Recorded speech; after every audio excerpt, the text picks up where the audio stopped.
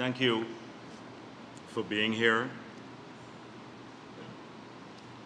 The People's Progressive Party suffered an immense loss with the passing of Dr. Roger Luncheon. Dr. Roger Luncheon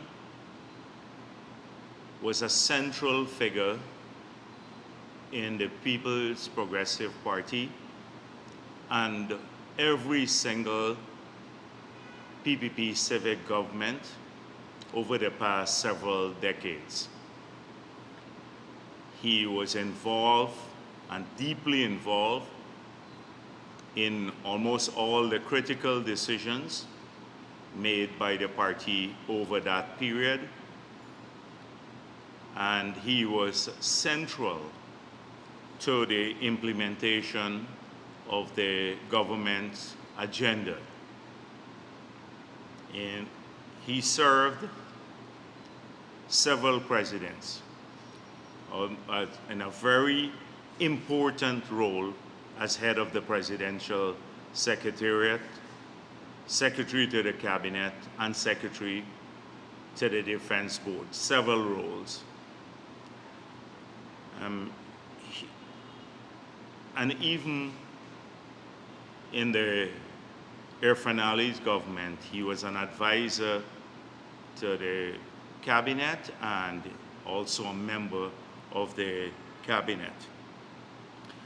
Dr. Roger Luncheon was a distinguished doctor, and I recall many times I will go by his office or he'd come over to see me when I was president, and I'd see a number of people coming to the office of the president, and he would be dispensing medicine too, giving them some medicine there, even at the office of the president. They had great faith in him. One time, one person, an elderly woman, came to see me at the office, and she had a person who was ill in the family.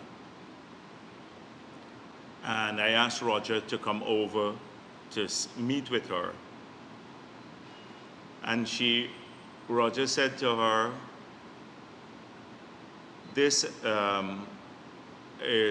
I would like to tell you something better, but the boy will not make it. And she started crying. She was inconsolable. And I said to her, you know, we'd still try to see what we can do to help. And she said, no, once he says that, I have great faith in him. That's it. Because we shouldn't try anymore. That is how much trust she had in his ability as a doctor.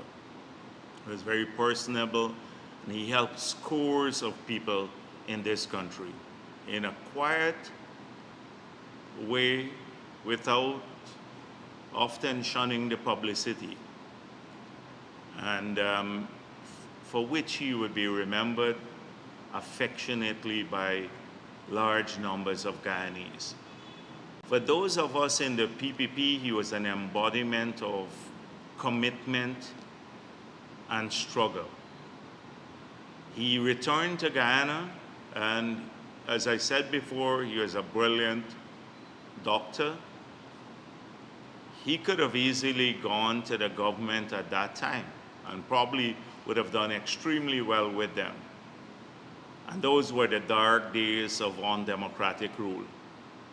But he chose to join the People's Progressive Party in a period when it seemed as though we would never be able to get into office.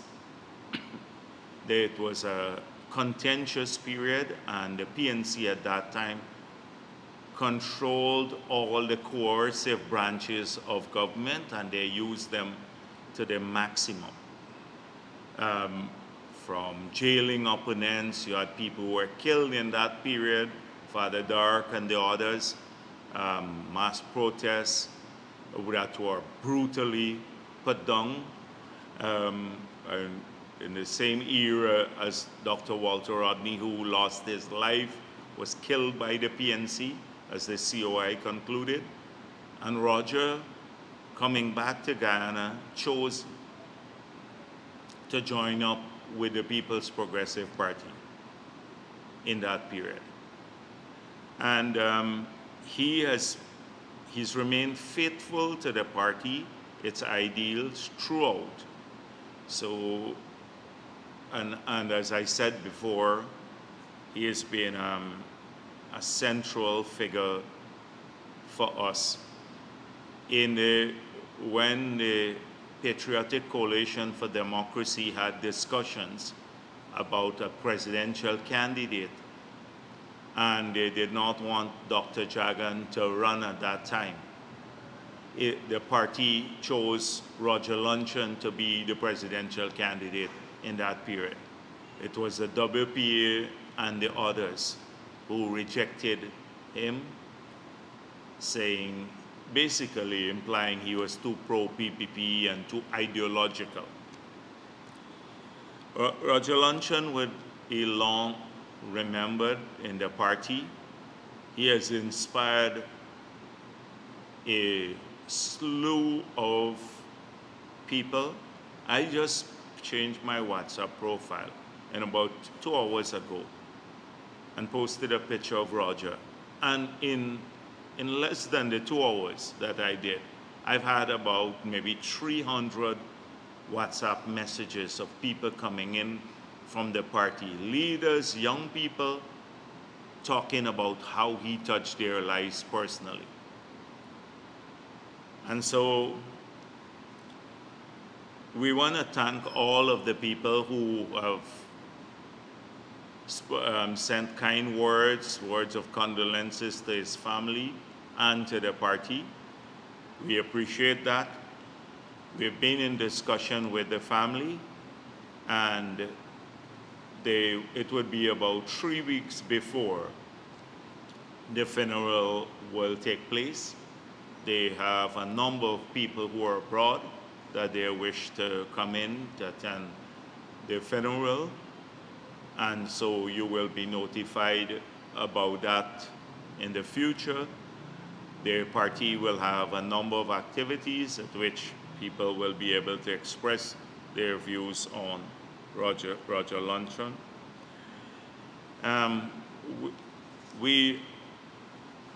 I was aghast just now to see a statement coming out of APNU. And seemingly to speak about Roger's commitment and everything else and how he was respected. But it's vile, as though they don't have a sense of occasion. It's vile to say in the statement here, and they were speaking about extrajudicial killing, that this machine, which appeared during the tenure of President BHARRAT JAGDEO, consumed the lives of over 400 young men, and Dr. Luncheon is not without some responsibility for this unprecedented violence in our post-independence history. Now, APNU, the PNC, is blaming Roger Luncheon for the spate of killings that took place in that period, in the early 2000s, as though it was Roger Luncheon who gave refuge to the 5 escapees from the prison, who found solace in the arms of the PNC and many of their leaders. And that role has been documented by several persons. And the connection between the 5 escapees and the gang that they created that wreaked havoc on the police and innocent people in this country, killing many of them in Bartica and Agricola and Lusignan, etc. It's been well documented. UC Quayana, who is no lover of the PPP, documented that link between APNU and the criminal gang that they protected in Buxton.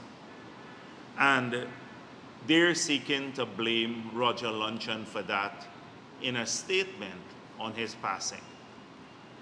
And I notice now they have said consumed the lives of over 400 young men.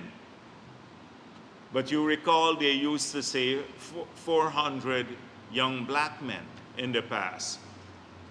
And then they used to say 1,400, the Kool-Aid gang. They used to say that. But that, I think they're a bit abashed now, shame.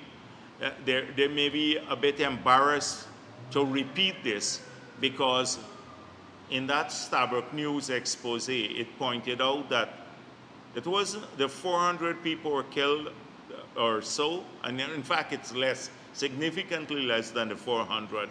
But there were people of every race. There were policemen included that the criminals killed in that period too, over the extended period, and including the victims of their criminals, nurtured by APNU. And today they're blaming, in a statement on his passing, they're blaming Roger Luncheon for that. And secondly, they said that Roger Luncheon was the cause, he caused the PNC to suspend the dialogue with the PPP. Now, Roger Luncheon had to be an extremely powerful man to control the PNC leadership, to cause them to suspend a dialogue with the PPP. He had to be extremely powerful. He controlled the APNU leadership. The facts are very different. The facts are very, very different. And if you, if you go back and look at that history, you will see that they had no interest whatsoever in engaging. And we've made it clear that the basis of any engagement between the two parties must be on the basis, must be one, a commitment to democracy, and two, a banishment of racism from their political toolkit. And so I'm very, very disappointed that they will issue a statement, and then in that statement, try on his passing, try to vilify him. And their Kool-Aid gang has been spreading another rumor that somehow when Roger had the difficulties over the past several months. Now, Roger has been ailing for quite a while, but throughout his ailment and the difficulties he's had, he's always showed up to work, give of his very best. He's one of those unique characters. And so recently he had additional challenges, and they made it seem that we abandoned Roger Luncheon in the difficult times, so that he had no income and all of that.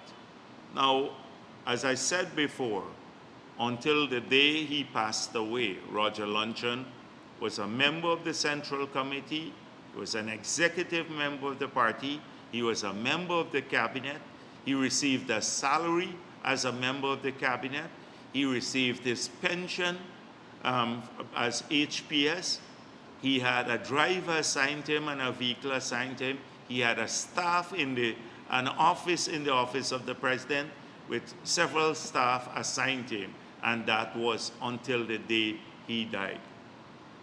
So I see the Kool-Aid gang being spreading that we abandoned Roger, and there are lots of people who believe this and circulate that. That's what APNU has identified a Kool-Aid gang to fool their own people. So much more, as I said before, much more you'll be notified about it, the final arrangements, etc. Now I'm talking about the Kool-Aid gang again and misleading their supporters. I had a very interesting conversation over the last couple of days ago with some people who are working with us now, campaigning and stuff. They've come across to the PPP, but who are in the thick of things in 2020 when the APNU was trying to steal the elections. And so it was interesting for me to get an insider's perspective on what was happening in that camp at that time. And the person said to me, now these are reasonably intelligent people. And the person said to me, in fact it's more than one, they said to me that that they were fed with a number of the lies again. And like, oh, we need to celebrate, the PPP is trying to steal the elections, so let's go on the railway embankment to do something. The PPP took money from businessmen, and that's why they're so anxious to win the elections. A whole range of lies, and it was so interesting for me as an outsider to hear the lies, and they confessed they actually believed the lies. And this Kool-Aid is a very potent thing. And it is, if they can believe those lies as intelligent people, we have a big task with unseating a lot of this mindset, because it's a particular mindset. I thought it's extremely stupid people who would believe APNU when they lie all the time. But smart people do too, because they're told that the PPP is evil. And so they're prone to believe anything that they're told. Now, in keeping with that mindset, yesterday we had a protest in front of GCOM that we stole the 2020 elections. Now, who could, in their any reasonable person in this country, unless you really need to have like surgery to remove a dead part of your brain, believe that APNU won the 2020 elections? Up to now, their SOPs disappeared that show they won. The commission of inquiry was there, they didn't show up, etc. But they're protesting it. And that protest is for the gullible ones. As I said, they're drinking the Kool-Aid. Oh, we won it, the PPP stole the elections. So this is the mindset, and it says clearly to us that they will continue to fool a large group of people. So consistent with that, they've appeared on several programs to talk about lack of democracy in Guyana. Somebody told me Christopher Jones was saying that on a program that this is North Korea, everything is run from Freedom House, we don't have democracy anymore, democracy died in Guyana. All of this is to obfuscate, to take away the victory, basically to remove attention from the 2020 victory of the People's Progressive Party. And yesterday was the anniversary, the third anniversary of that victory that we had to fight for. Not the victory, but the swearing in, because the victory took place 5 months prior to that. So if any North Korean tendencies manifested itself in Guyana in terms of maximum leaders. It's not just leaders who are influential that is on the North Korean model. It's a maximum leader who secludes himself away from people and start naming things after himself. So Granger never went underground. You wouldn't catch him for anything. Mingling with people, going to a community, talking to them, listening to their concerns, talking about a road project, or subjecting himself to criticism based on these community meetings. Wouldn't be caught for dead doing that. And then naming things after himself. Every old bus and boat, David G., they started naming after David G. So if there was any North Korean tendencies that crept into the national life, it was on the APNU. What we have done, we have flattened that. The fact is that we go out a lot, people see us a lot, the president is out a lot, because we made it clear from the beginning we'll remain engaged with people. And we have gone beyond just a representative democracy where you work through leaders, almost to a participatory democracy. Very few countries in the world have the type of engagement that our leaders have at ministerial level, at the presidential level, with communities where people have it's almost a direct form of democracy. They can tell their elected leaders, you're doing something wrong, and they say that in the community meetings. They can say, you didn't fix this, we want this fixed. We don't have to go through third parties like some of the NGOs believe they are a filter for the community to come through them. You can only raise concerns through us or other groups. That is participatory democracy. So this fact, this North Korean model business crept in, and for it to come from, and talking about management of resources, this is the same Christopher Jones. Asked him about all the shows that they are putting up where money was siphoned from every one of those shows that they had funded by the government.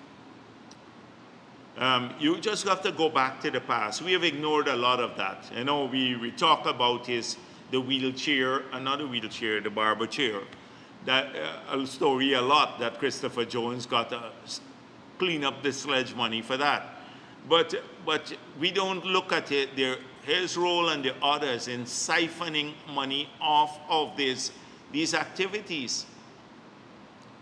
So this is what, and now, heavens forbid now that a PPP person in Region 10, it used to be that we're not giving no assistance to Afro-Guyanese. Now it seems as though you have to be Afro-Guyanese and PNC to get assistance. You can't be Afro-Guyanese and PPP. And only then we will meet their standards. And then, even then, they say to the people, the government will not help. So that brings me back to Norton and the third anniversary of the People's Progressive Party in office. So Norton had a ranting statement that he just issued.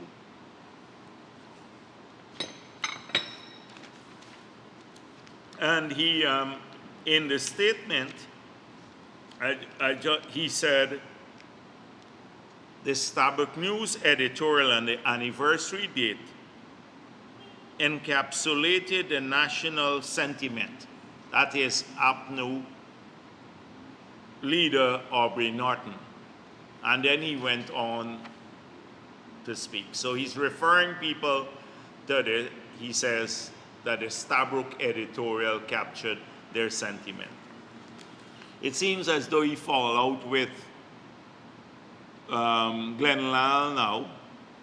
So now he latched on to, because he's led by his nose, by Glenn Lal, and now he's latched on to the Stabroek editorial. So let us look at this editorial for a moment. This editorial actually could have been written by Glenn Lal in the Stabroek News. It's a vile editorial. Normally, I'm a bit generous to them. But in 3 years,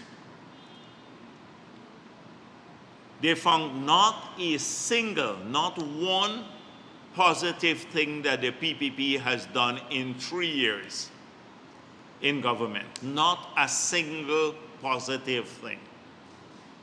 Everything is negative. And I suspect the reason, and they're doing this editorial, they may be losing ground to Glenn Lal with his madness. So they keep saying that,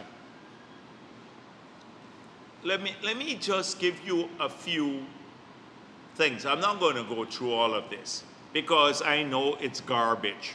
It's a garbage editorial. Our track record is there to be seen. We can defend it in any circumstance. We can show that it's vastly superior than anything APNU did in 5 years. We have done more in a single year for the people of this country in terms of welfare than APNU did in 5 years. And we can show that historically, the PPP has always moved our country forward in every single facet of life. So I don't have to be defensive in our track record because I cannot use this press conference. It will take me days to point out all the progress we have made. And we are prepared to take that debate on any time. So let me just go to a few of the things. Approaching the 4th anniversary of the start of oil production and straddling 2 administrations, the people of this country are yet to see regulatory vigor over the petroleum industry. Despite a firm commitment 3 years ago, the government is yet to present legislation for a petroleum commission to regulate the aspects of the industry. They have not seen anything done on the regulatory side since we got into office. I have on a number of occasions sat right here and said that we have had in a short period one of the most aggressive agendas for improving the regulatory and the management framework for the oil and gas sector. We have amended the Natural Resources Fund. I do not want to once again repeat the components of it, but today it has gained international kudos because of the amendments that we made. Significant amendments that vastly enhance the transparency in the use of the resources and the receipt and accounting for those resources. 2, we said we will launch an auction moving away from this first come, first serve basis on which oil blocks were issued in the past. We've launched the auction. That auction will be closed in September, near mid-September.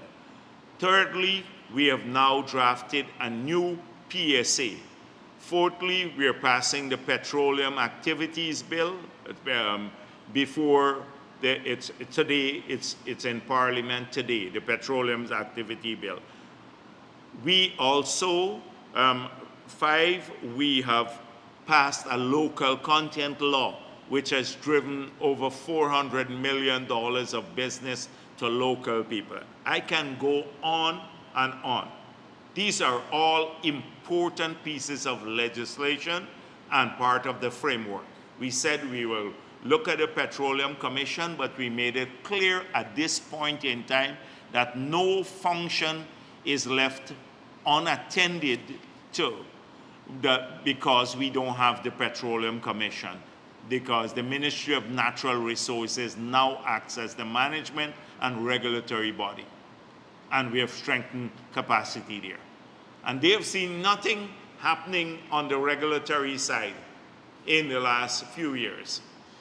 Absolutely nothing, because somehow we say we'll pass a petroleum commission and we didn't. That's the editorial for you. On the environmental side, we have now passed, let me don't go to the environmental yet. On the licenses themselves, the subsequent licenses that we have issued, PPP, etc., we have strengthened the provisions. We have made them public now. They're all listed on the website. Where APNU had them hidden, they're all on the website. Vastly strengthened licenses. On the environmental side, we have put in place, we have introduced a carbon tax. There was always a no flaring policy, but there was no mechanism to penalize the company.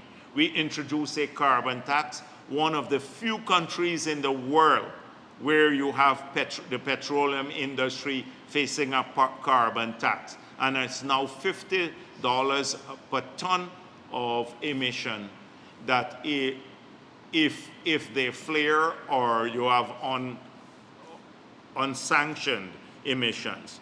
We have, in the last permit we gave, we said they have to have a capping stack here that wood can plug a well. It's a very costly thing that just in case there is a spill, that immediately that would be in the country. They didn't want to bring it in the country, that it could be deployed immediately to plug the well in case you have a blowout. And they'd have to keep a subscription abroad. We have the $600 million guarantee now that it's there in writing. The certificates are presented, and the $2 billion parent guarantee.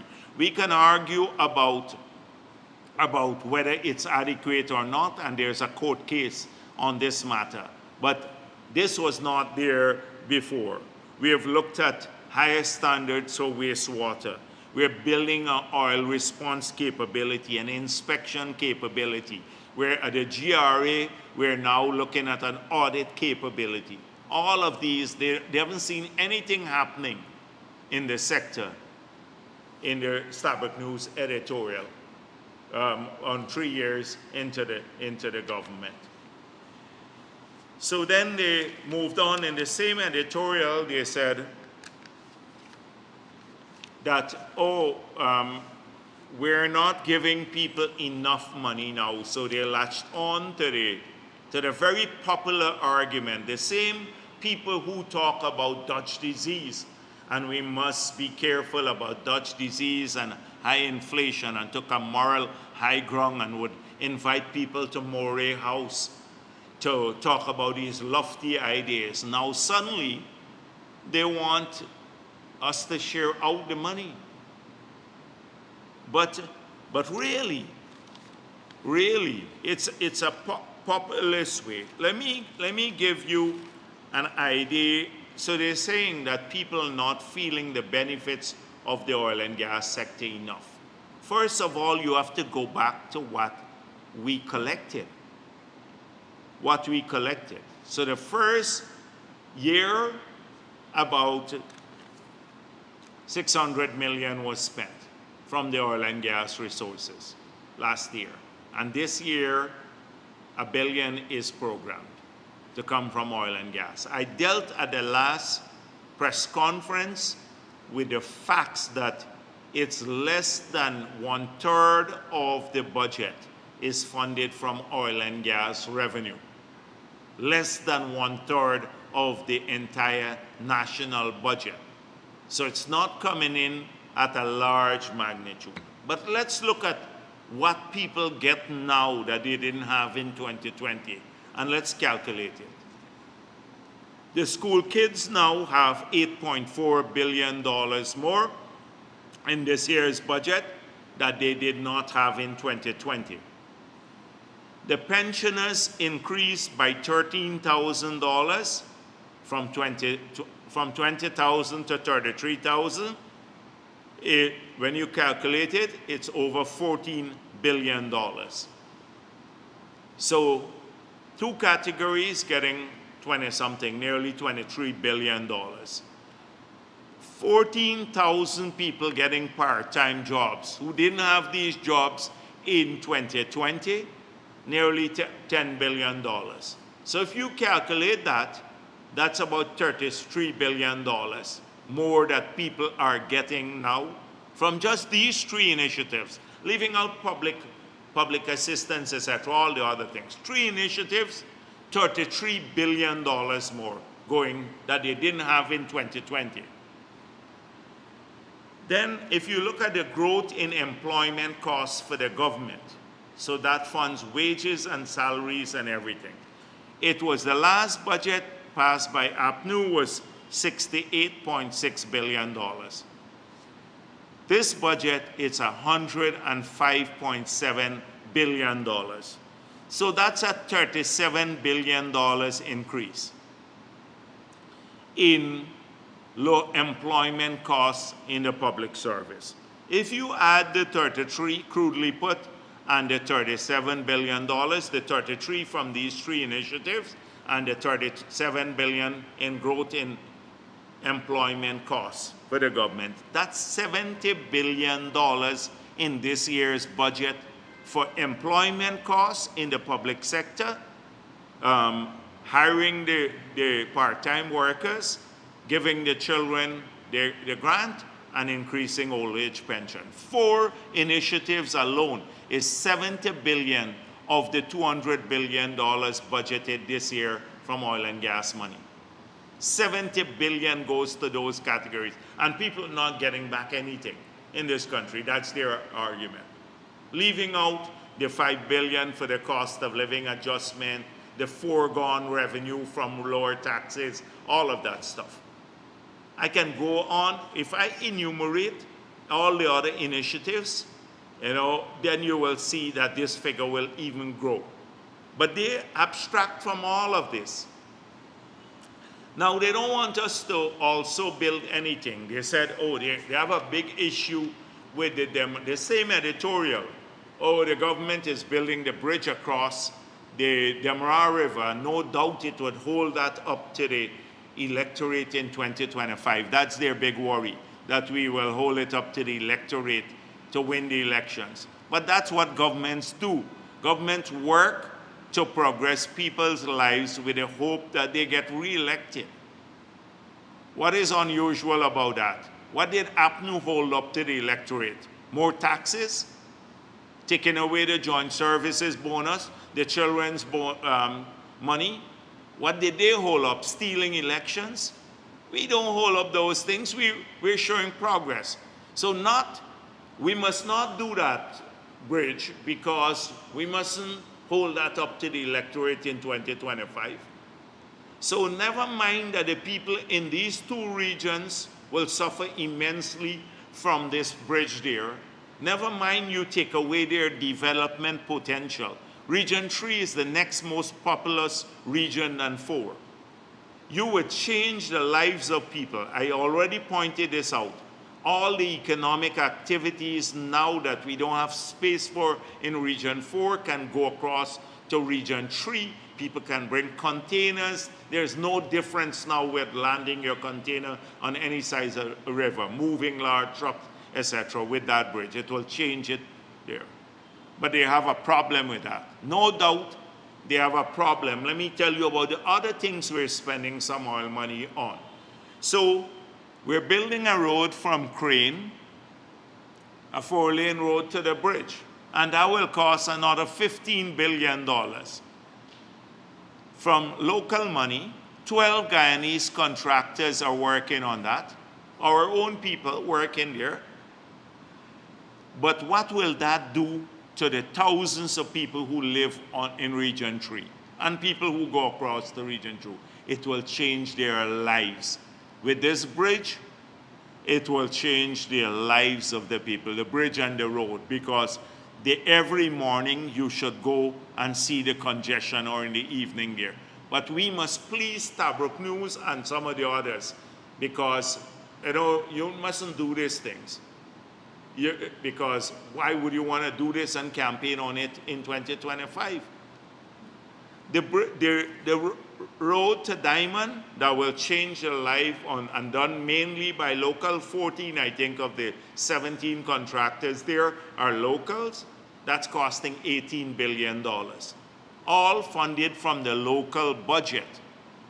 So when you add those to the 70 billion I talked from 4 other initiatives, and they still ask, where is oil money going? And I just listed a few initiatives.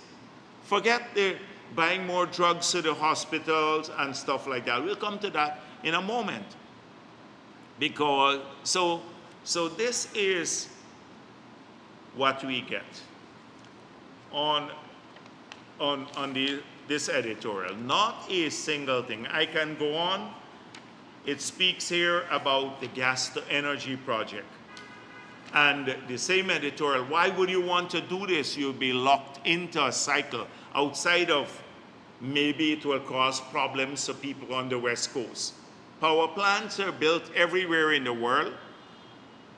Gas pipelines are built everywhere in the world, including the developed countries, but it's not an issue. Some of them are built in the center of heavily populated areas, pass through major towns. But that's not a problem. Here, this editorial is very concerned. That's why I'm saying that it speaks about more like Glenlala. Oh, this power plant would lock us into a cycle of burning fossil fuel. And we must be careful because we want to ensure that we're not polluting the world. So what is the problem here? Last week, I dealt with the G20. They couldn't make a decision to phase out or phase down fossil fuel. That's the G20. If you read this week, you will see that the United Kingdom has just given out hundreds of licenses to explore for oil and gas. The same United Kingdom that was championing the cause of phasing out fossil fuel and banning coal. Last year, they gave a permit for deep coal mining in the United Kingdom. And here, we must be worried that that basically that we're going to be locked into a cycle for burning fossil fuel. Frankly speaking, our commitment to net zero is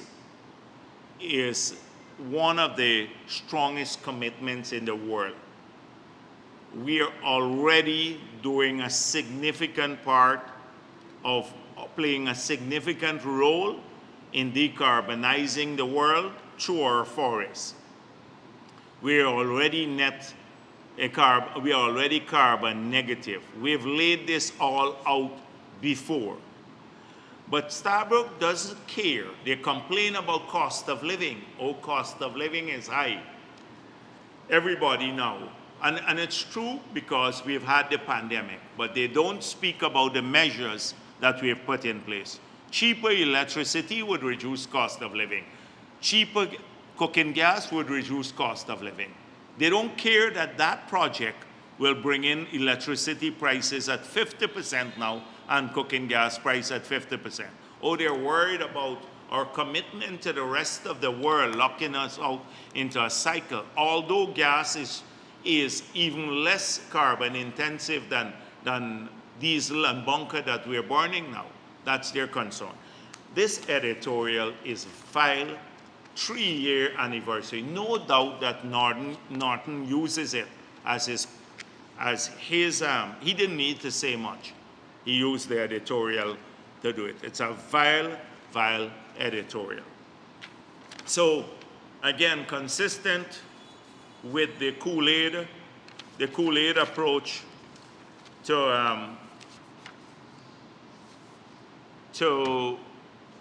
development, they've been now spreading a rumor, and it's going on. And why, the reason I want to address this is because a few doctors said to me, Do you know that there are some doctors who are saying this themselves? And that's why I'm saying this Kool-Aid has resonance not only with, I thought it was extremely stupid people, but it can go into other circles too, because that's how it works. It's very pernicious, and it works in surreptitious ways. Very, so they spread it by chatting. And when you ask people one question, where did you get this from? They don't have a source, but they still spread the rumors. So there's been, recently we discovered, we had a big backlog at the Georgetown Hospital. Now let me tell you the context. First of all, when we got back into office, we had to destroy about $10 billion worth of drugs that is medical supplies, etc., that were part of, that already expired. Took us a while to clear that up and then replenish the stock. A lot of the equipment were not functioning. The labs in Georgetown Hospital, tons of things. Your COVID hospital, didn't have a bed, a single bed in it, no oxygen, nothing. So we have had an intense period of trying to fix this. Do you know that between 2015 to 2020, not a single audit was done for the Georgetown Hospital? That is their legacy. Not a single audit was done between 2015 to 2020. Just now, the management of Georgetown Hospital had to recreate the financial statements and get their vouchers to the Auditor General's office for the period 2015 to 2020. They now, last year, they submitted, for the period we've been in office, they've submitted financial statements up to 2022, last year. So this administration has had to go back now and recreate the financial statements from 2015 all the way to 2022 that are before the audit office now. So that's the first thing. That's the first thing, lack of accountability. And so I hope that some of the same people here who are talking nonsense, that they will look at that issue. That's the first thing. Secondly,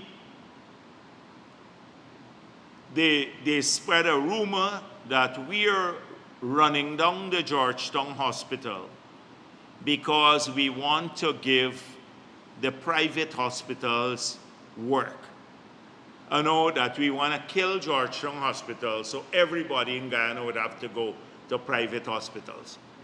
Now, it's so stupid because in the light that they have seen us announce that we are building 12 new hospitals, public hospitals around the country, at which each would have things like ultrasound, CT scanning, every one of them will have those facilities. Nobody should believe that rumor. That's an expansion of public health care. But people still believe that, and none of the plans for any of these hospitals was in place when we took office. And we will spend about $600 million on these 12 hospitals that will transform healthcare. So in the face of that, people should not believe this, but they do believe. Secondly, are we really underfunding Georgetown Hospital? In 2019, the last budget that APNU passed, the allocation to Georgetown Hospital was $9.6 billion.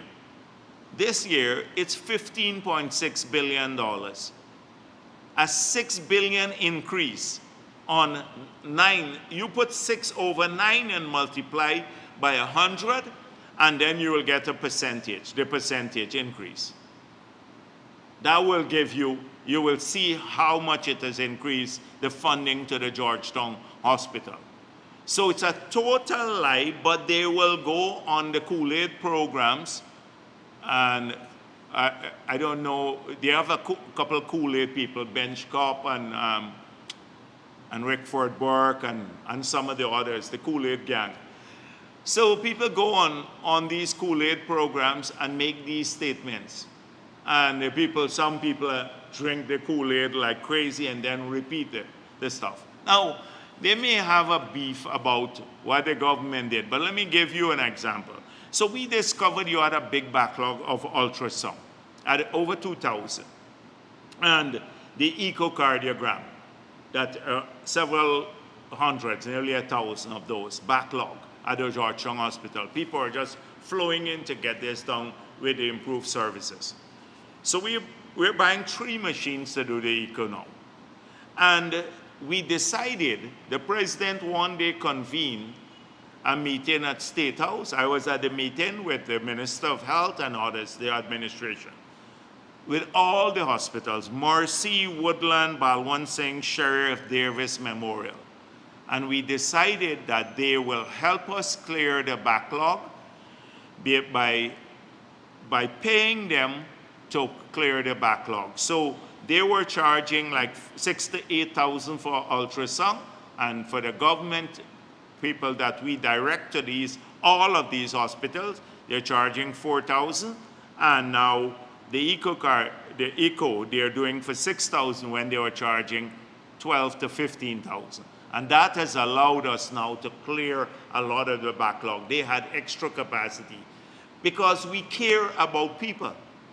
And we did it with all the hospitals so we could clear up the backlog for people there. That is what happened. So people drink a lot, as I said before, they Kool-Aid and they just move on these issues. Now on the Chinese landing issue, you've seen a comprehensive statement by the Minister Teixeira, and I saw a Starbuck editorial again. It wasn't such a bad one, but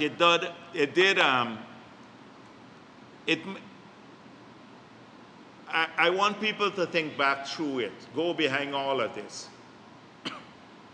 The only reason that this issue arose is because, first of all, the People's Progressive Party in 2006 gave our Amerindian communities, for the first time ever, in one of the few countries in the entire world, I don't know a single developed country that has done this, gave our Amerindian people in this country subsurface rights for small and medium scale mining. They had to have consent, and for large scale mining you had to get the consultations done for large scale mining. So small and medium scale mining on Amerindian title land cannot take place without the consent of the villages themselves. Prior to that, the state controlled and all subsurface rights belong to the state. So we should get credit for that. The PPP doesn't get credit for that it gave the Amerindian communities a right in 2006 that they didn't have ever before, and very few Amerindian communities got title. As a result of that, we had this issue. As a result of that.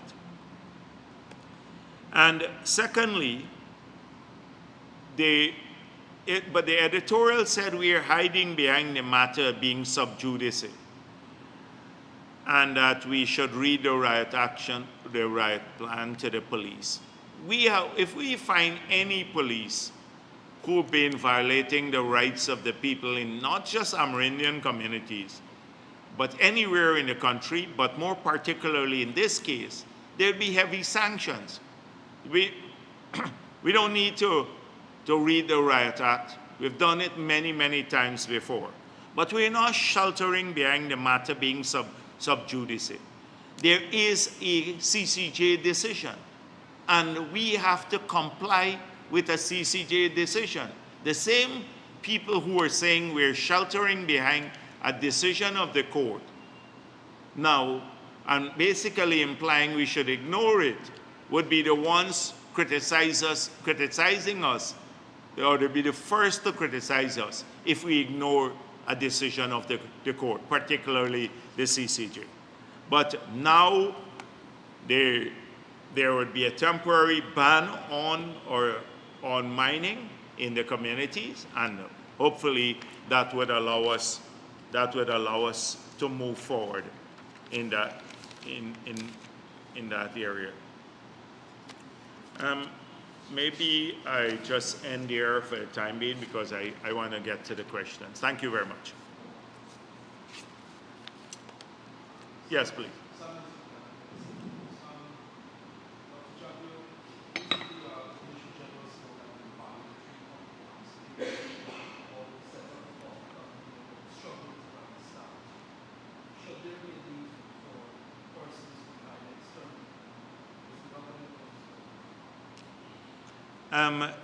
The thing is that we're trying to use as many local people as possible.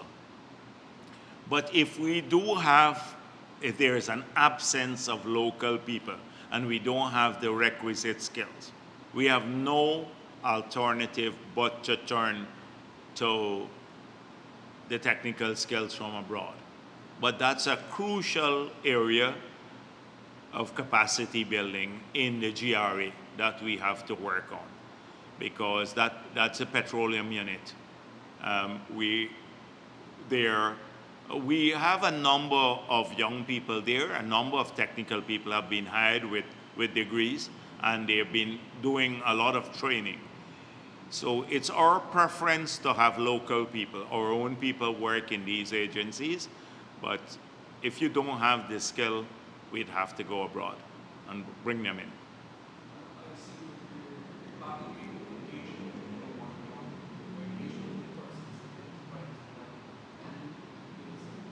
Oh, yes, but it's ongoing. A lot of the communities, when you visit them, first of all, people don't have a lot of information and they're being misled. So a lot of what I'm speaking about here, where people are actually misled into believing something that is not true. And I noticed that they go very almost hysteric when I visit some communities. Like Rickford Burke, I saw him becoming hysterical here as part of the Kool-Aid gang, because it doesn't suit their narrative that we don't visit Afro-Guyanese communities, etc. And by the way, this is a con man. Let me just put in that piece. The con man who lives in New York, Rickford Burke, the criminal who is wanted here. I had to put that piece in just that we properly characterize him. So visiting communities, as I said before, they keep us grounded. Because when you go there, people, you don't have this big protocol of office, and it's not a control environment. Like APNU love to work in control environment. If you talk to most people, they didn't see them. The ministers would go, they would have a very small circle, they don't meet people, they pop into an area and come out back. When you go in that kind of environment, you get to talk to people firsthand and explain to them issues, because many are led to believe that their communities are not getting their fair share. So if you go to Linden, they would say, oh, you're doing something in Berbice, we're not getting our fair share. When you go to Berbice, they're saying you're doing something in Linden or Georgetown because of the misrepresentation. We're working in all across the country. So, and we enjoy doing this too, because it's talking to people, listening to ordinary people. And that's why we don't have any fear of being too aloof, because people say, like one other thing, people want more money, wages and salaries and stuff, and that's true. I've gone to most of these community meetings. You know the first thing that people ask for? Roads. When are you fixing the road? Now, should we disregard the wishes of the people? And We have fixed over maybe 2,500 roads, community roads, since we got into office. I haven't even costed that as yet. To have people say, oh, where's all money going? Remember, we just costed one at 70 billion for 4 initiatives. These two alone are 30 billion. These two that are funded from the local budget, the road to Diamond and the crane to the bridge road. But when you look at the 2,500 road, that runs into tens of billions of dollars. That's the first thing people ask about. And then they would ask for things like, well, in few cases like jobs, and that's why we responded to the part-time jobs. And then they would talk about maybe, oh, the hospital, the doctor doesn't go there on time, things like those. But the primary concern of almost everybody, should we not listen to them and fix their road? So that is a big issue. Yes, please. And then we come. Yes.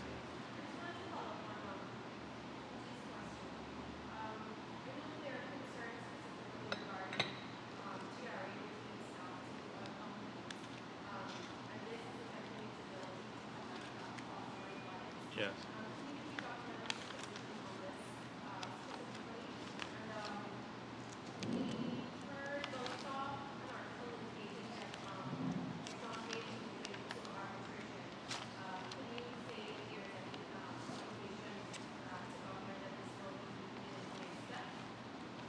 Exxon will be moving to.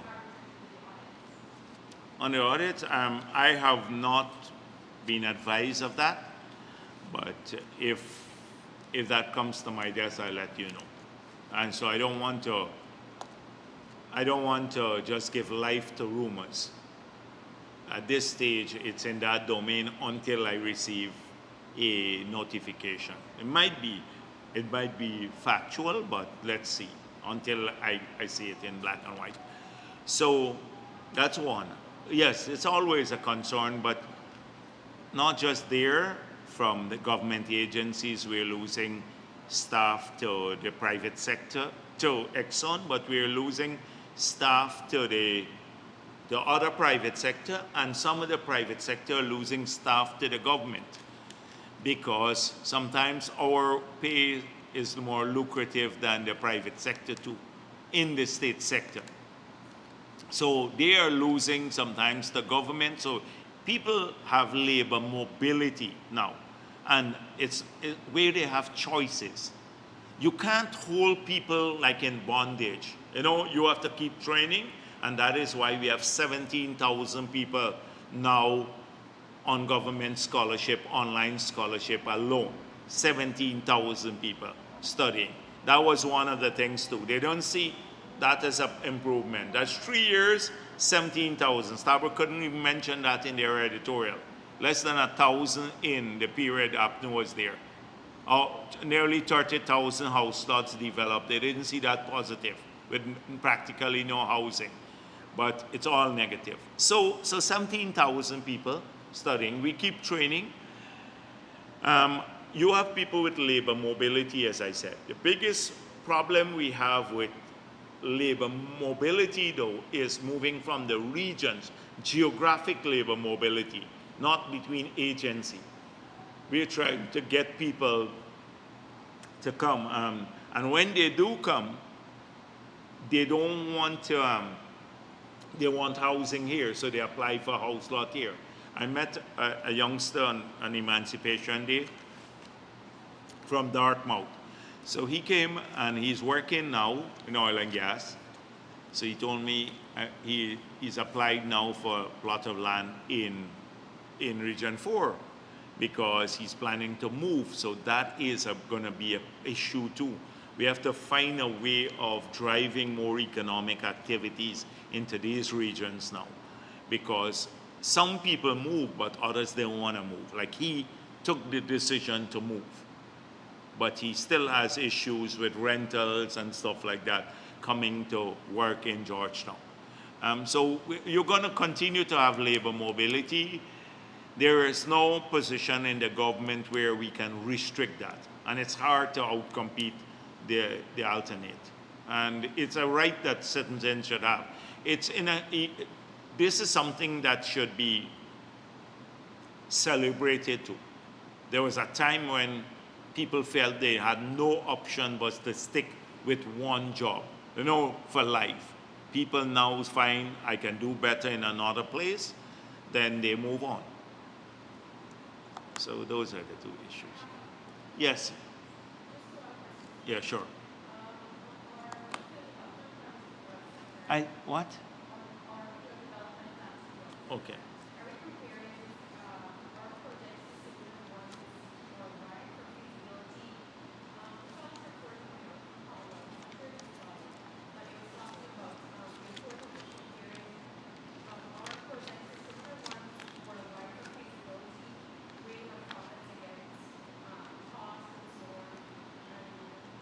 Yeah, the Commonwealth reports are good as guideline because they're done by specialists, but they're general.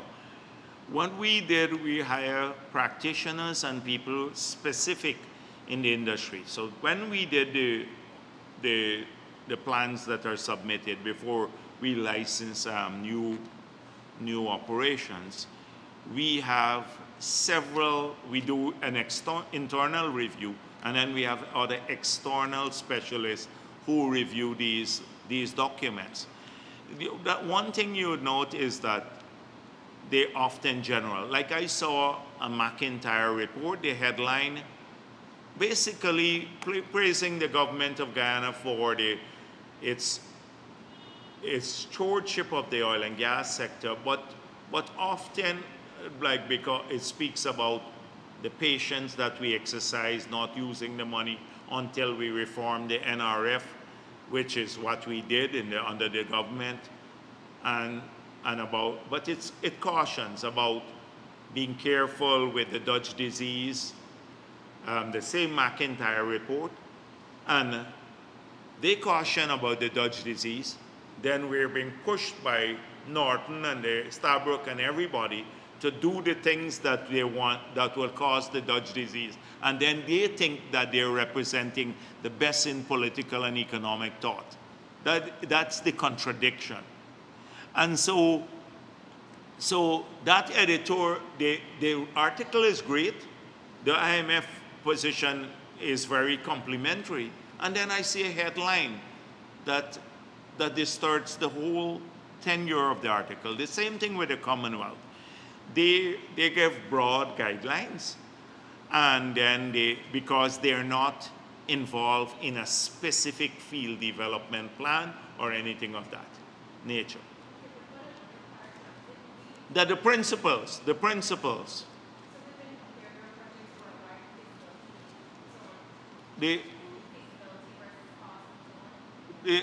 Feasibility, you see, you have to go to them. The feasibility studies now are done by the oil and gas companies because they have to raise the funding for that. And the funding is of a massive magnitude. We've gone through this before. One project could cost $10 billion, twice the size of all of our accumulated savings in our banking system. So it's money that they either come from equity or loans. That's how projects are funded. So their financiers have to make sure that they're going to get a decent return on these projects. So that's on a financial feasibility side. On the technical feasibility, they are the ones presenting the proposals to us. Now, when those come in on the technical side, that's where the review takes place, on the technical feasibility. That's why we're strengthening the Petroleum Activities Bill and the PSA to get more information. Information and prior information would allow us to in a greater way, have a say over our or examine the feasibility studies. But normally an investor, if you're doing a mine here, or you're coming in to do an agricultural project, you do your feasibility study. It's your investment, your money that you're putting in. The government, if you may come to government and say, I need the following concessions. So a lot of people apply to the JARRA. But if you fail, if you lose your money, we're not out of pocket. We're not putting in a cent into these ventures. We're not out of pocket. So assuming that the price of oil goes now to $28 a barrel, the losses would be borne by the company themselves. So they have to be cautious on that. So I don't see it why it's any different for the oil and gas sector. It's the people who risk the money that they're bringing to the project, and these are huge sums of money. They have to, trust me, they will ensure that these projects, they can make money from them too. What I'm more concerned about is that the government gets a greater take from their activity. And this is what we've secured through the PSA, the new PSA. And yes, the final one. Go. There are some fears that if the price drops, we may not be able to service most of the we confirm that the country will be able to replace that with regeneration. Yes, because as I pointed out now, and I don't want to go back through that again, our debt to GDP ratio and our debt service to revenue ratio are among the lowest in the world today as I speak. In spite of all the borrowing. Our debt to GDP ratio and debt servicing to revenue ratio are among the lowest in the entire world today as I speak.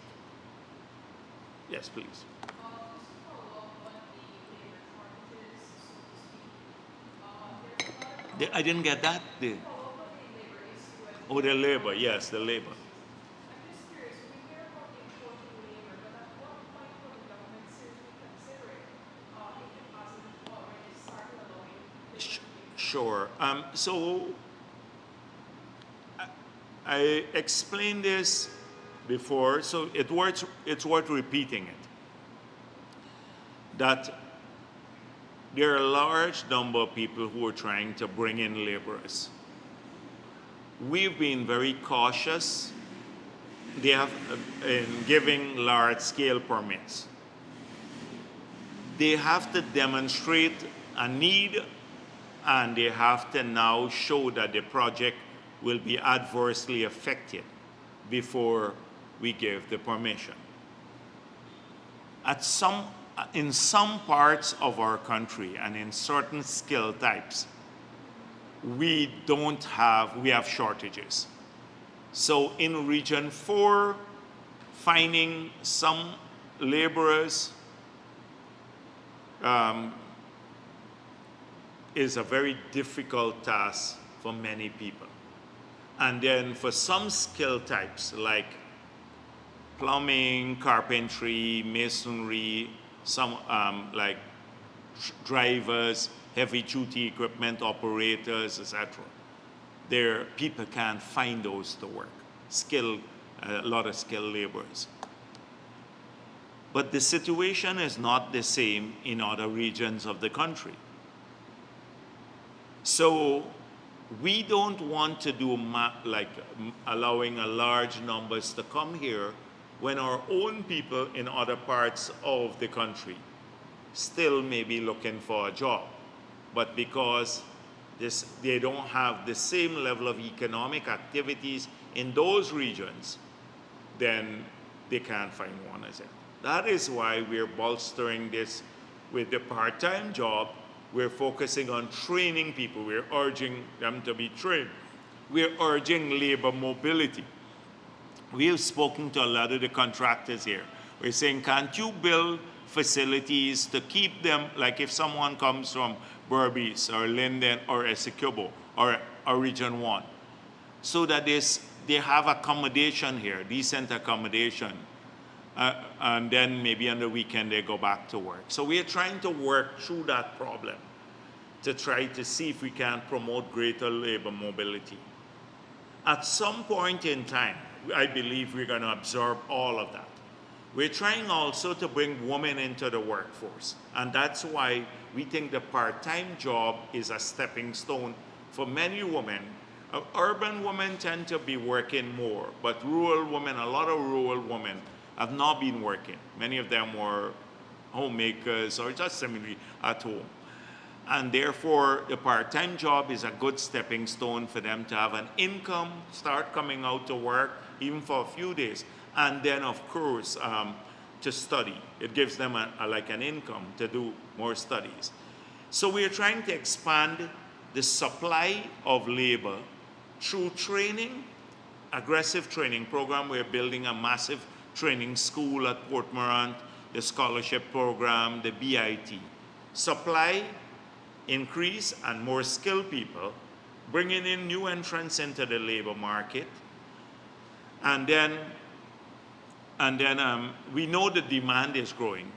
And then allowing selective projects to bring in their labor, like the road projects. They're complaining they have a timeline to deliver the road, 2 years, the Indian company or the Chinese company on the bridge or someone else. They bring in laborers to work on those projects. So at some stage we get to a point where all of our people are working, and then we'd have to have a different sort of immigration policy.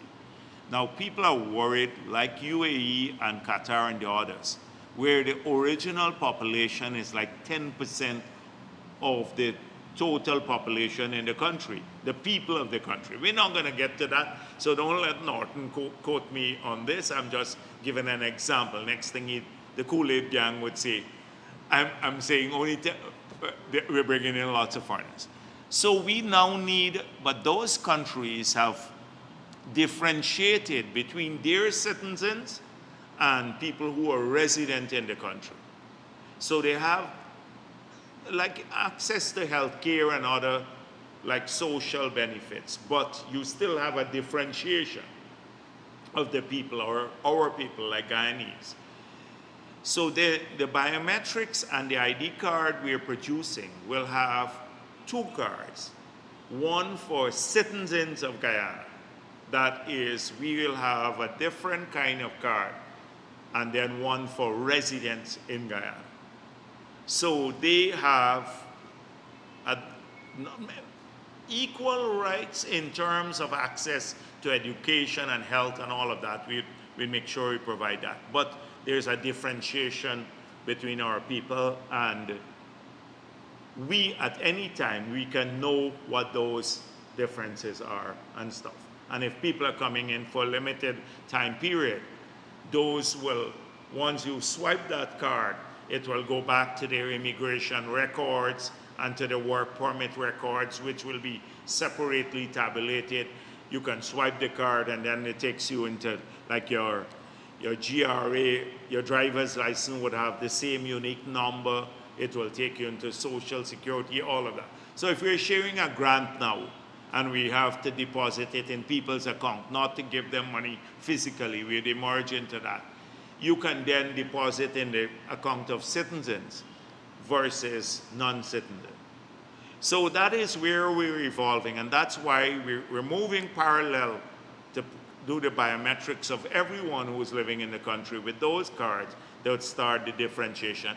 Planning for that future, which may happen 5 years from now, but where we'd have to have a more liberal policy on immigration, but only after our own people are working around the country. They have jobs, good paying jobs, etc. That's the plan. Specifically on the concerns raised in the PAC meeting from GRA, you mentioned that some of this work is being constrained by not having those highly technical staff. At what point do you consider bringing in highly technical persons to Yes, no, but if the GRA comes to us and say, we can't get X work done because we don't have this Y skill person, then we will deal with that immediately. But we don't want to do it on a blanket basis. They have to demonstrate a need and a very specific need. Because the moment we do it on a blanket basis, you bring down 10 people here to work at GRA, 5 of our local guys would show up and say, hold on a minute, we are qualified, we can do the job. And then we get caught in between. So we need to be very careful about this. So if GRA, if the Commissioner General goes to the Minister of Finance and say, my work is being affected because I don't have skilled Guyanese, and I need 3 persons of a skilled nature, and here is the CV, right? For the persons that to allow me to complete this task, if we can't find them here, we'd have to bring them in. Okay, but it must be specific. Yeah, sure.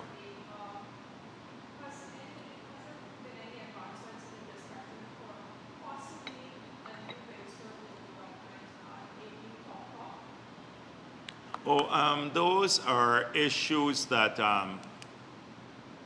the president is dealing with, but let me just say I spoke with the president. So on Monday, the mayors and the others would be sworn in, and on Wednesday, the COI for Madia.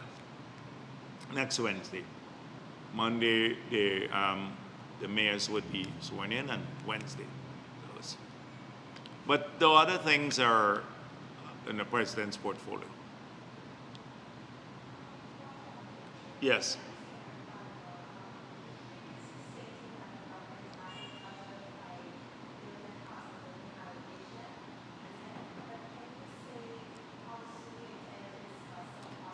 The consultations, they haven't started as yet. As I said before, we focus heavily on core issues. We know people spend a lot on electricity, on water, and these things. So, and like data too, when we remove the taxes. And then look at core interventions. So, cost of living is not just about, say, prices. It's also for production. Because if someone was earning, and if you look at the interventions we did with some of the farmers, they had a higher fertilizer price in the past when oil prices skyrocketed. So that pushed up their cost of production. If it pushes up their cost of production, their net income at the end of the day is lower.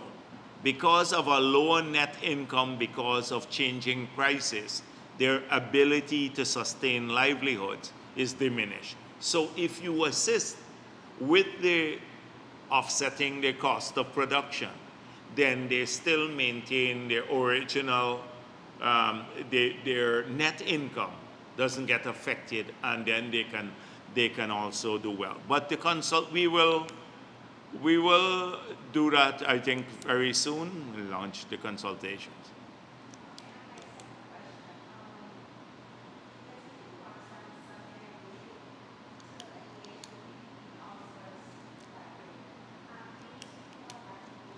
Okay, so New Amsterdam, I met with a larger community group there, but including our councillors, candidates, and again, they told me about the apno rumors in the area. A lot of that sort of thing, they're going around to people, spreading rumors and all of that stuff. So we talk about expectations and how they will have to work in future, that they have to be out there, assist people as far as possible. Not everyone can get assisted at the same time. People have to go through a process, people get help in different ways, etc. And then I met also with the councillors from across Berbice, all 22 local government bodies, and we discuss again attitudes. I said to them, we have had a lot of negatives from people on the ground. Some didn't even want to vote. They will vote for the party at the general elections, but they may not want to vote for an individual at the local government elections or people on the list because of attitude. They just don't treat people well. And personal attitudes matter in local government issues. So we talk a lot about that and about the commitment to consult with people in their communities. We're going to be spending resources. Remember, we promised people across the country on money, the infrastructure. We have a large number of roads being done in Linden, in New Amsterdam, on the East Coast, every part of the country, West Coast, Region 5, we allocated a billion. So that they must be involved. We share the bills of quantities with them so that they have to be involved and to oversee the quality of the work in many of the communities. That's the kind of engagement. But to say to them they have to live up to the expectations that we caused in people, where we said they would be accountable, etc. That was basically what it was about. Yes, Dennis. In terms of your manifesto promises in relation to the private sector, what steps have you taken to involve civil society more in the process of compliance and accountability? And also, why do you not go the next stage in keeping with the promise to engage in renegotiation? Because in the manifesto it says, immediately engage oil and gas companies and contract administration Slash, yeah. And So where are we now? Where's your acquisition now currently with verified production? with Verified production. okay, so let me start with the last one.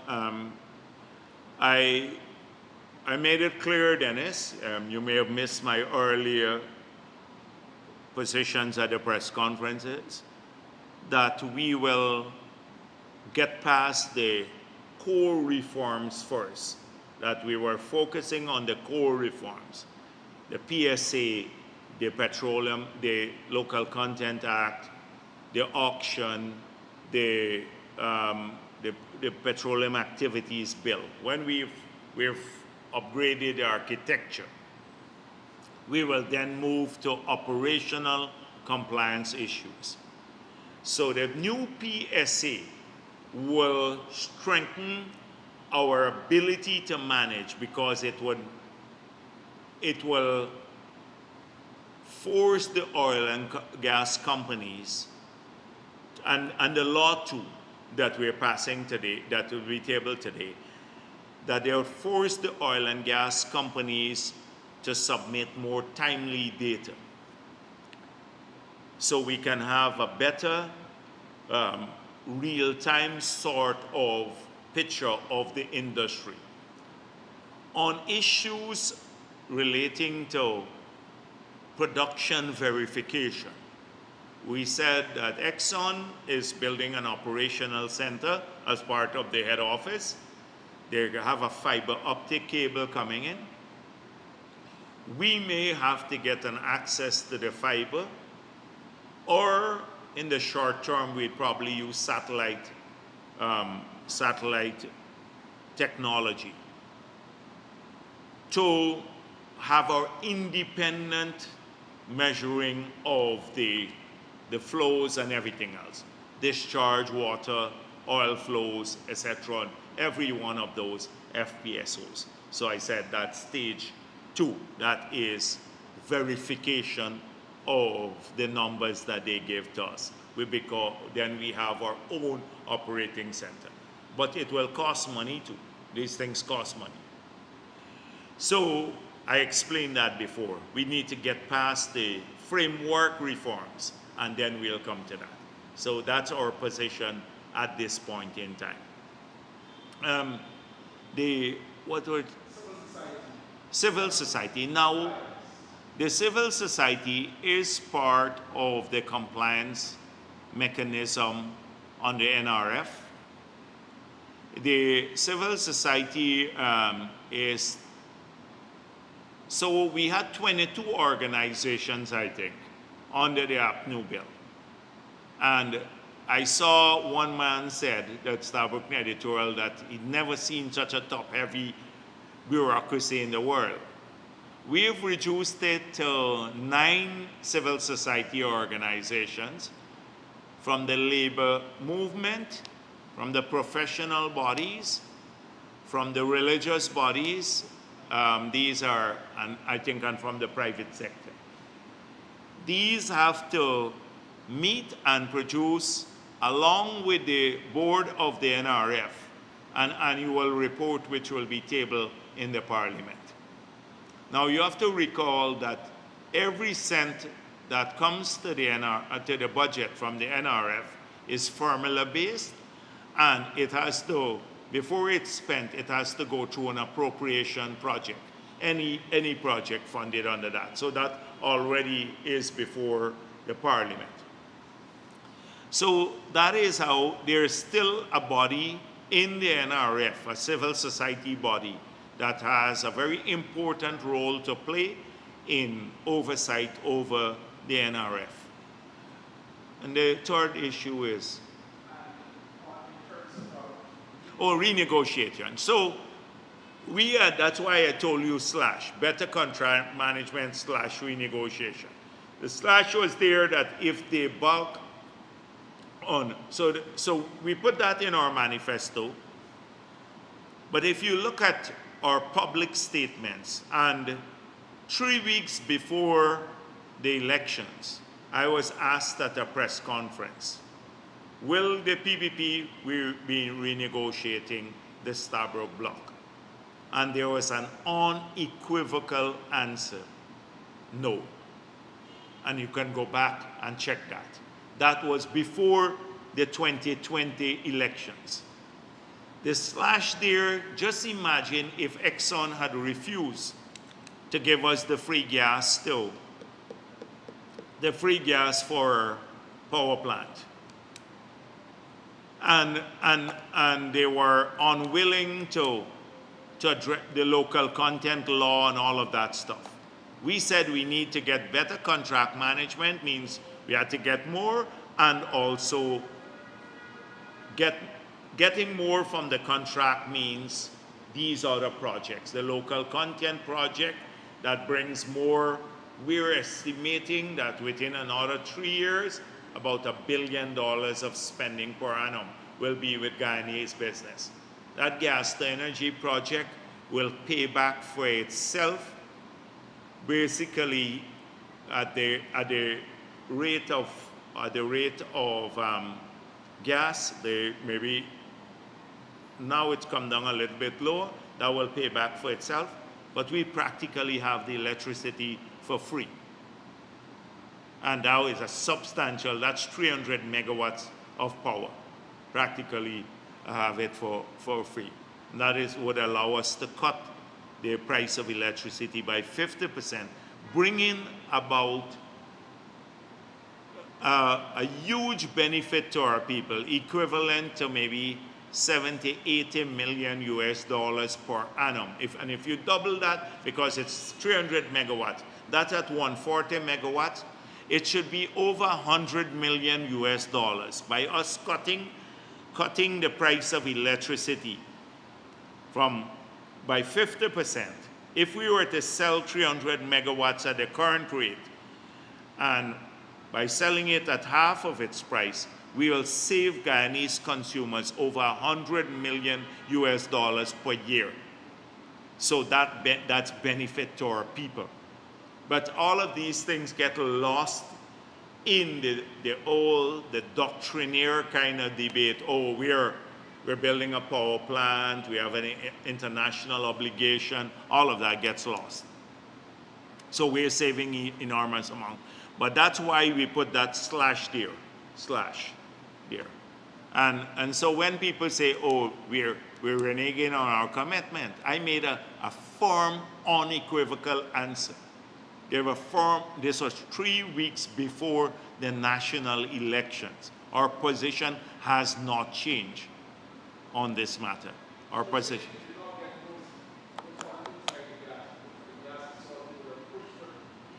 We left all of our options open.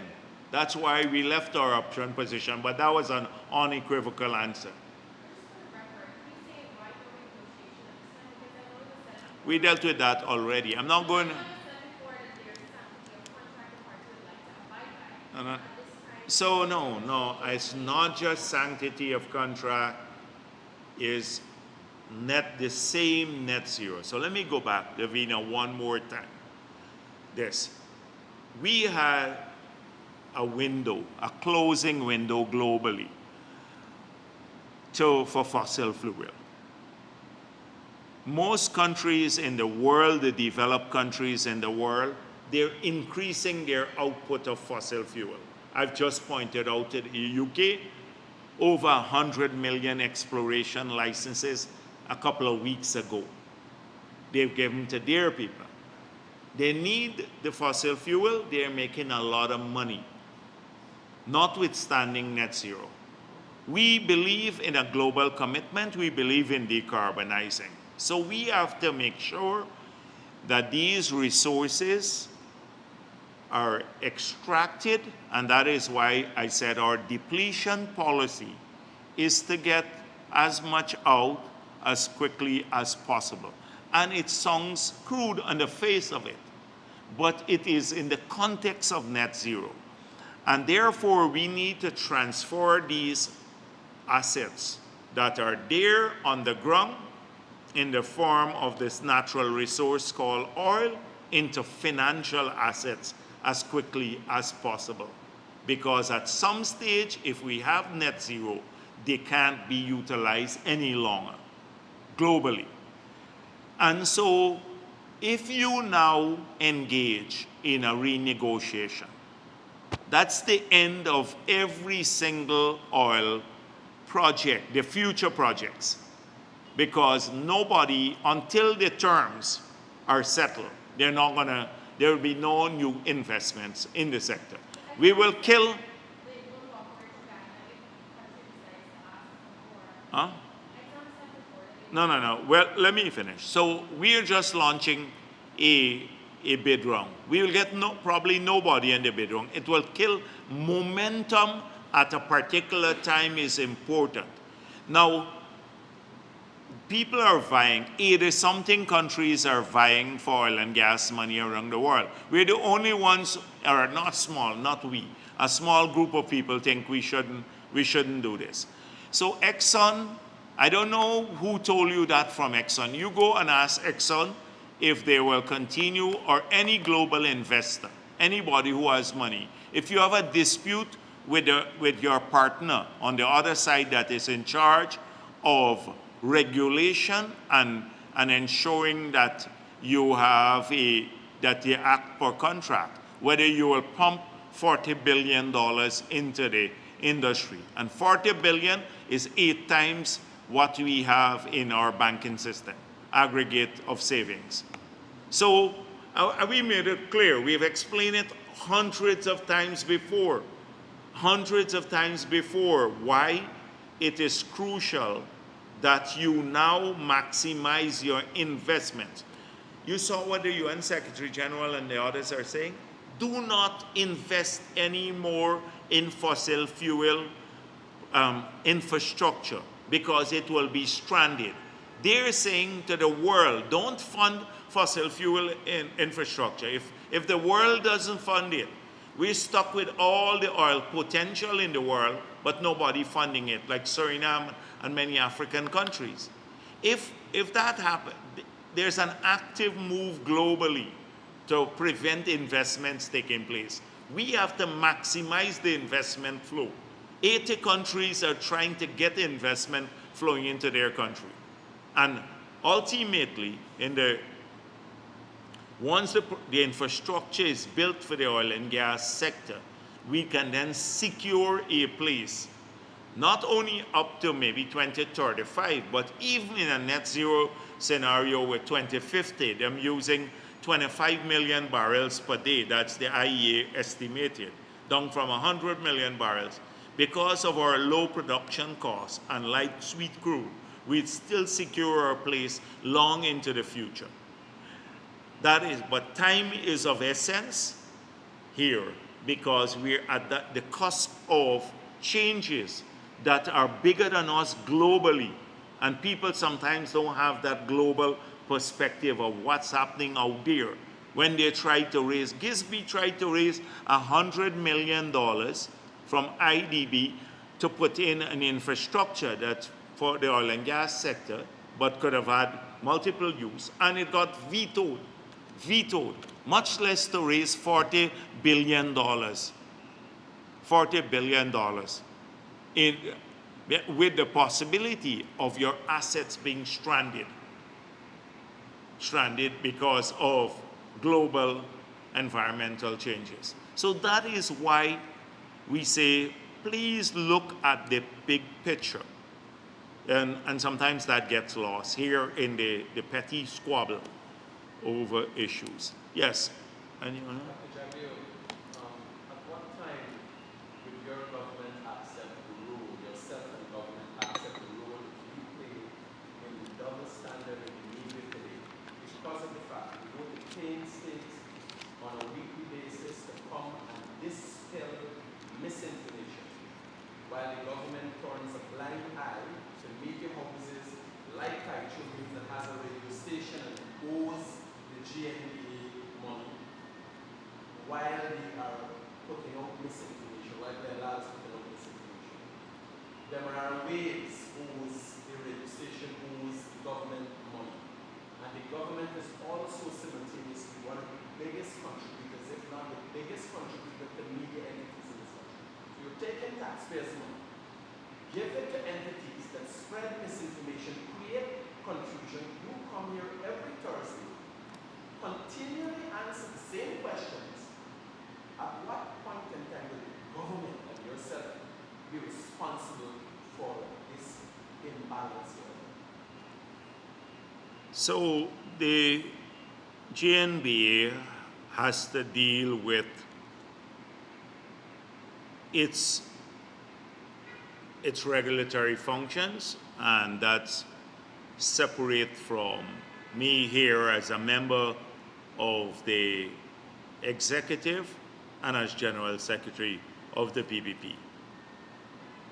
So I can't, because if the and I don't want to comment on GNBA and how it's pursuing its mandate. That should be dealt with at a separate state activity, not here. My job, as we said before, we believe in press freedom. There are lots of times we believe we're treated unfairly. I've gone through a lot of this stuff. You heard what I said. The distortions on a weekly basis, the vile lies that are told about the PPP every day and find themselves in the mainstream media, the mischaracterization of every single issue, the double standards like Patterson matter that you saw. Patterson, if a PPP person had done what Patterson did, where there's documentary evidence what he did, you want to have any clearer view, that person would have been mauled by now, totally by the media, but it practically went off as a non-event, and somehow the PPP is discriminating against it. So it's our duty. So all of that happens. But this happens in free societies too. And it would be immensely easier if we live like in North Korea, like this Christopher Jones was saying. But we live in a free country. And so whilst we will defend the right of the media to say what they want to say, we will robustly challenge them to. And sometimes that challenge is seen as being hostile, but it's not. We have to do our job and to point out where these distortions take place. And it sometimes it's frustrating, and it is like sometimes you just want to say, how could people be so stupid to believe some of these things? But you have to do it, and that's what political parties do and governments do. The fact that some of the media entities may not be in good standing, that's for another occasion, and that you can ask the GNBA to deal with that. Dr. Jagdeo, if you are your part, government is the biggest funder of media, you would expect when misinformation is put out there, they would look to educate the public, like Yeah. the fact that every time the PPP is in government, there are more fires. And everybody knows why there are more fires when it's in government. Actually, that's something that that's one part of the Kool-Aid kind of mentality too, the fire bit. But if we give an ad to a media house, you're hoping that there would be balance, but you can't muzzle them editorially. And I think therefore, yes, it's true that in many cases that the government does fund a lot of the same media houses that are harassing, every day distorting stuff. But if you can't just give an ad and say, only because you get a government ad, you have to toe the government line. That's not how it works. And so I guess they'll continue getting the ads, but and I hope that the public, this is all back to the public. People can write whatever they want. The public. You know something about, and what I noticed too, like I was in Berbice recently, and at 2 gatherings where you had almost like 1,600 people combined. 3 said to me they read the newspapers. I asked by a show of hands. 3 read the newspapers. And that was really shocking to me. 3, I said, where do you get your news from? 3 persons. 1 gathering, nobody. And if you don't believe me, I have the recording of it, I can show you. So people have to, the people who are imbibing the news, they have to be discerning. And that's what I try to talk to people about, that educate yourselves. Don't listen to this thing, like the same nonsense you said to me just now about people saying that every time PPP is in office, there is a fire. That we burn down places to rebuild them and give contractors favorable to us their job. Now, as though we don't have enough things to build, if we want to give contractors favorable to us, we could go and build schools everywhere. There's big demand for schools and everything else. But the reason, they don't look at the converse of what they're saying. Why, when the PPP is in office, you have burning? Because we're not a slow fire, more fire party. You know which is the slow fire, more fire party. And so they say that, but the Kool-Aid people actually build it. They said, we burn up this Stelling, and then they didn't realize to give people a job, right, to build back the Stelling at Vida and Hope. Then they didn't realize it's the private boats that got burnt up too there. Just a bunch of lies, and people actually believe this sort of thing. But critic, the thing is that we can't take away the muzzle the media here. You can't muzzle them. I expect, of course, if they're utilizing public funds, that they have a responsibility to people, not to distort. But again, that's up to their editorial policy. Like Kaichor News, the editorial policy is Glenn Lal. The editorial policy is Glenn Lal. If he wakes up and one morning he's crazy, then you get a crazy thing the day. Anyhow, yes, Davina.